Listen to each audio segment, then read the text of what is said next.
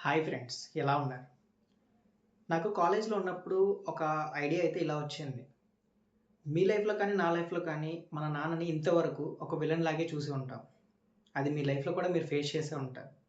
But ఒక్కసారి villain role నుంచి నాన్నని ఒక్కసారి ఆయన ప్లేస్‌లో ఉండి ఆలోచించండి. ఆయన మన మీద ఎంత ప్రేమ చూపిస్తున్నారో అది మనకు అర్థమవుతుంది. ఎందుకంటే మనం ఏమైనా అడిగాము. డాడీ నాకు ఫోన్ కావాలి, లేదా బైక్ కావాలి, ఐఫోన్ కావాలి, నాకు బైక్ కావాలి, డ్యూక్ బైక్ కావాలి అని చెప్పని అడిగినప్పుడు ఆయన ఏం చెప్తారంటే, డ్యూ టు ఫైనాన్షియల్ సిట్యుయేషన్స్ ఆయన ఏమంటారు, నువ్వు ఫస్ట్ ర్యాంక్ తెచ్చుకో నేను కొనిస్తాను, లేదు నువ్వు మంచిగా చదువు నేను కొనిస్తాను అని చెప్పని అంటారు. ఇక్కడ ఇష్యూ ఏంటంటే ఆయన దగ్గర మనీ లేక మనకి ఏదో ఒకటి సర్ది చెప్పుకోవడానికి ఆయన చూస్తూ ఉంటారు. మీ లైఫ్లో కూడా ఇది ఫేస్ చేసే ఉంటారు. ఒకవేళ మీరు కనుక మిడిల్ క్లాస్ ఫ్యామిలీ నుంచి అయితే వచ్చి ఉన్నట్టయితే ప్లీజ్ ఈ వీడియో ఒకసారి స్టాప్ చేసి కామెంట్లో ఎస్ అని రాయండి. అమ్మ ప్రేమ కనిపిస్తుంది, కానీ నాన్న ప్రేమ ఎక్కడా కనబడదు.